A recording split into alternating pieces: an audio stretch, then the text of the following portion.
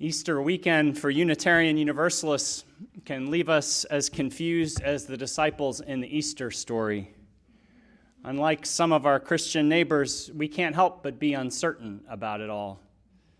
As one of my colleagues says, our UU congregation should run ads this time of year that read, "Join us, we're not sure what happened."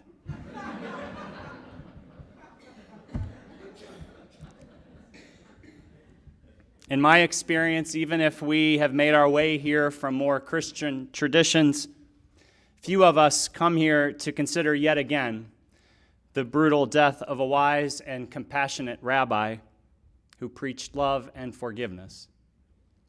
Few of us want to put ourselves there with Jesus on the cross or in the tomb. Few of us want to celebrate a sensational story of a man who reportedly rose from the dead. To many of us, this story, taken literally, just doesn't add up and suggests things that are just not true. Once a person is dead, he doesn't come back to life. Dead is dead. This we know all too well. But I've come to understand Easter and its myths are about more than just a man coming back to life.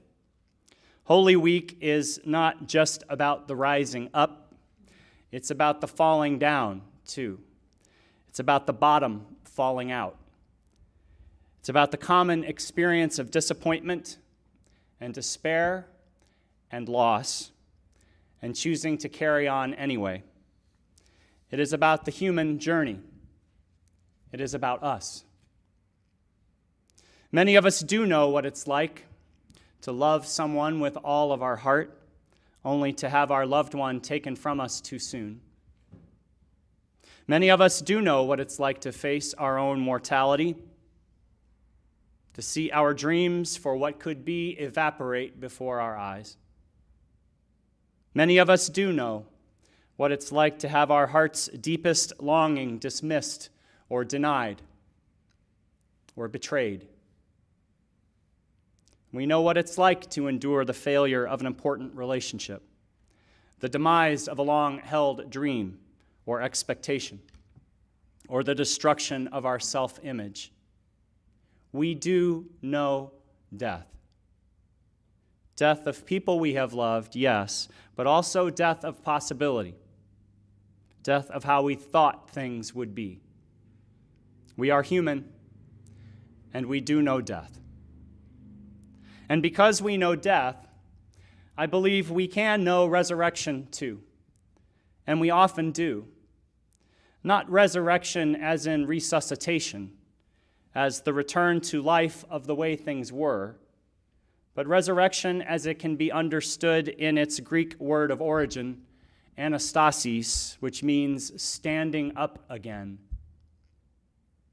This understanding of resurrection isn't about returning to what once was. It's about standing up again in the midst of what is and creating something new. It is about being fierce with reality. I love that expression, being fierce with reality. It comes from a playwright named Florida Scott Maxwell. She wrote, "You need to claim the events of your life to make yourself yours. When you truly possess all you have been and done, which may take some time, you are fierce with reality." Nearly 30 years ago this spring, I experienced my first significant death, my first invitation to become fierce with reality. My mother, my beautiful, troubled mother who had suffered with depression for years, took her own life. It didn't come as a complete surprise to those who knew and loved her best. Twice before, she had attempted suicide without success. But her lack of failure that March Friday in 1988 brought finality that I could not have anticipated. It was shocking, really. Shocking in the same way all deaths are, I suppose, no matter the circumstances. Shocking in how I couldn't go back and change anything. Her life was over, and that was that. Suddenly, I knew death. Cold, unforgiving, final. The day after my family and I mourned her passing in public, I returned to the college where I was a student at the time. I wanted to be at school, to have things be as normal as I could, but life was anything but normal. I stopped attending some classes. Romantic and Victorian literature did not make the cut. In the midst of the real-life poetry I was living that semester, flowery odes to Grecian urns and the like just sounded like gibberish. I did keep going to existential lit, being in a class where so much of what we read was rooted in a premise that life is absurd and only has the meaning that we bring to it, fit me just fine. My very life seemed to have become an existential case study. The final assignment that semester was to write an essay about an existential experience. I didn't have to do much to earn my A. I just had to write the facts.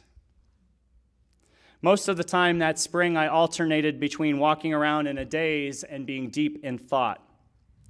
I leaned on music, discovering deeper meanings in so many songs. I experienced the natural world anew as well, the colors of the sky, the shapes of the clouds, the emerging green all around me, the feel of the wind. I clung to my friends, those who let me grieve in their presence, treasuring their companionship and love.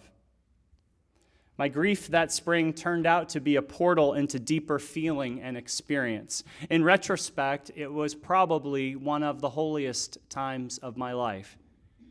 Much like the character in our reading this morning did, I now know I shall be richer all of my life for this sorrow. But in the unfolding of it all, it mostly just hurt.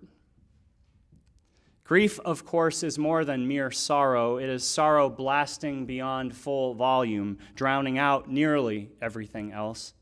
And grief can manifest in any number of ways. It can be equally intense, no matter the cause. Can you say for sure which of these is the worst kind of grief? Is it the loss of a mother or a father? The loss of a child? The loss of a sibling or a friend or a confidant? The loss of a spouse to death or to divorce? The loss of your health? The loss of a job? The loss of a beloved pet? The loss of a great leader or mentor or spiritual guide? As I've heard it said, the worst kind of grief is actually whatever grief you may be experiencing at this very moment. The worst kind of grief is yours. Any of these scenarios can leave us lost because they invoke the death of our assumptive world, the way we thought or hoped life would be. The death of the life we thought we were living can come at any time, can leave us with little to do but to mutter things to ourselves like, I thought we would have more time together, or I never imagined that my trust would be so violated.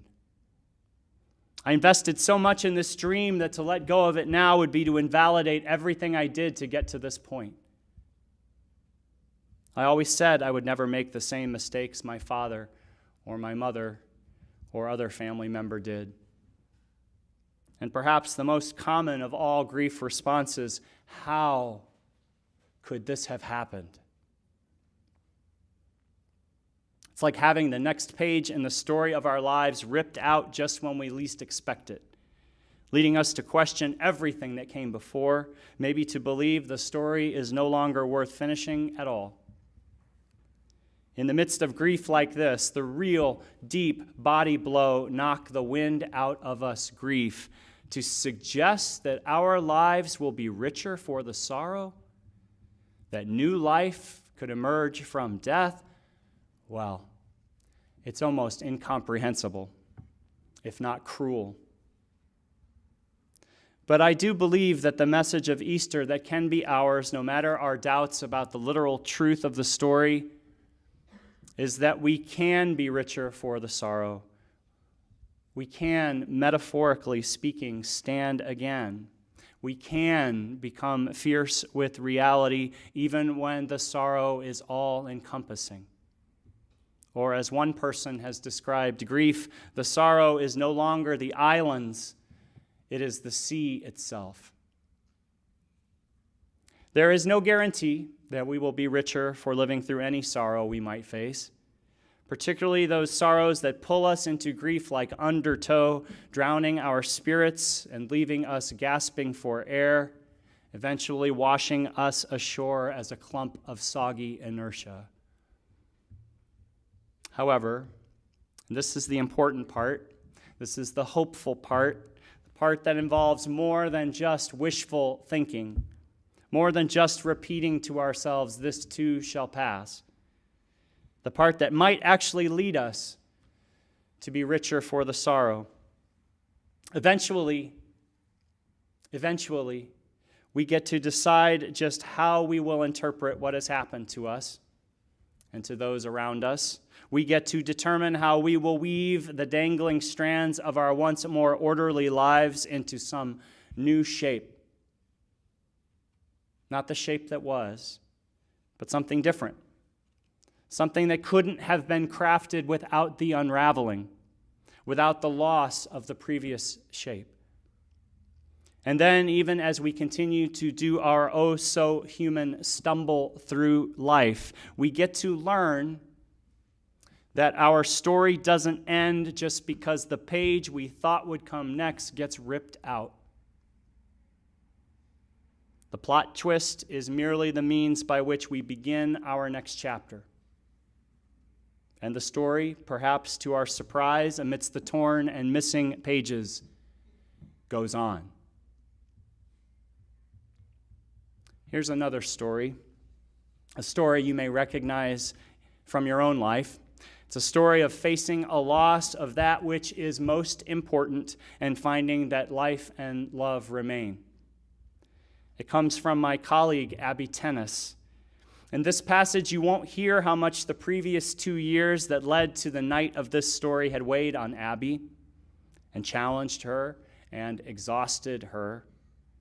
But those of you who have accompanied a loved one through terminal illness know the backstory well enough. You know the fatigue and the helplessness and the despair. You know what it's like to have to trade words like "when you get better" for "I love you and I am here." Abby writes, "After nearly 2 years with cancer, on March 7th, 2007 at 10:22 p.m., my father died. We knew it was coming, but that didn't make it easy. When I knew he was gone, I kissed his forehead and told him I loved him one more time. I called my grandmother to say that her son had died. And when the people from the mortuary came, I went outside for a walk. I remember the moon was a 3/4 moon that night. I remember thinking that every time I saw a 3/4 moon from then on, I would remember my father. My legs seemed to carry me without effort. I breathed the chill, dry air as I retraced the walk that we had taken together so many times. When I got back to the house, his body was gone, and someone was making hot chocolate. We all sat together quietly, sipping from mismatched mugs. When we had finished, there was nothing left to do but go to bed. I climbed the stairs to the second floor and shut myself in the bathroom. By the light of the fluorescent bulbs over the mirror, I looked tired. The muscles in my face were lax, unsmiling. 2 years of fear and stress had taken their toll on me. I leaned in and looked into my own eyes. You no longer have a father, I told myself. Abby, you are fatherless. I tried to hear the truth in those words, but they felt empty. I leaned in closer, examining the color of my irises, the black of my pupils. The empty words of my father's loss rang through my head. But then something happened. New knowledge rose up like a wellspring in me. My eyes were no longer only my eyes. They were my father's eyes as well. My father had died, but as I looked in the mirror, I realized that he remained present inside me. It was a different kind of presence now, but it felt every bit as real.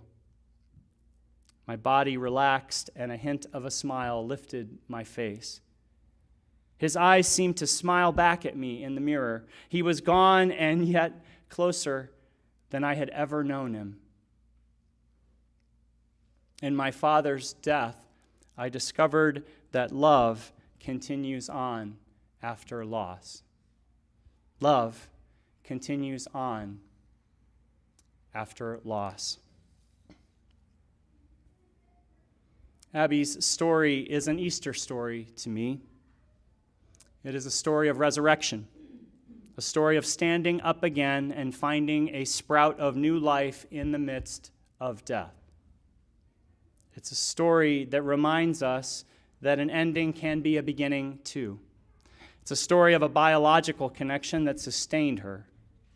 To look into the mirror and see her father's eyes in her own reminded her that even in death, life does go on.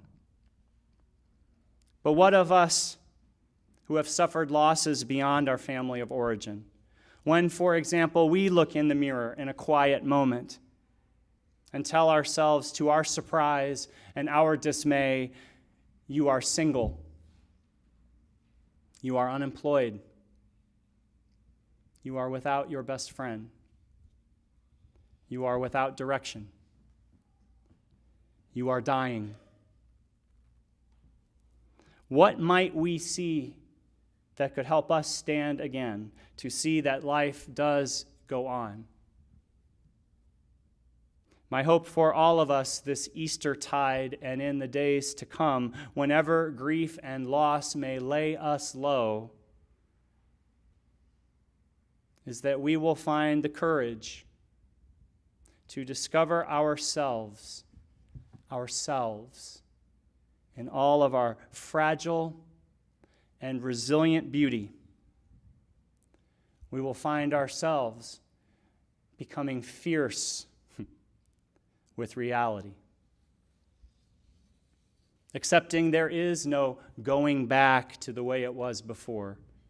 Becoming in the most enriching ways the lives and deaths that have belonged to us.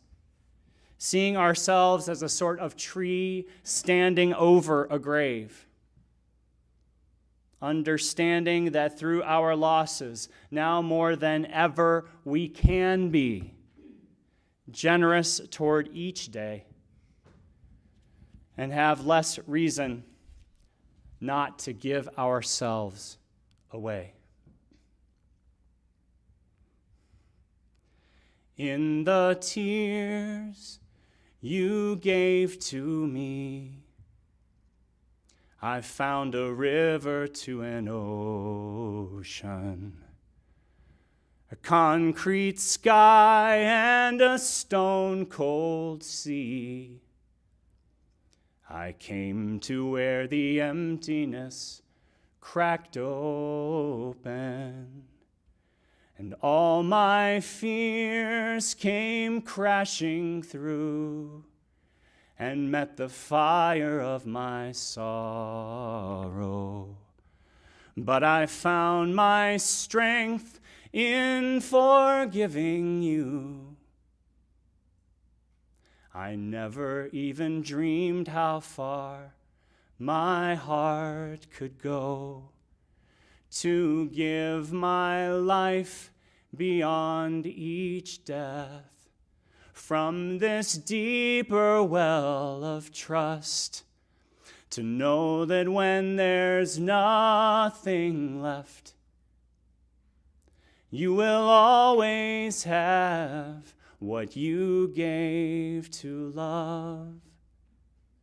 You will always have what you gave to love.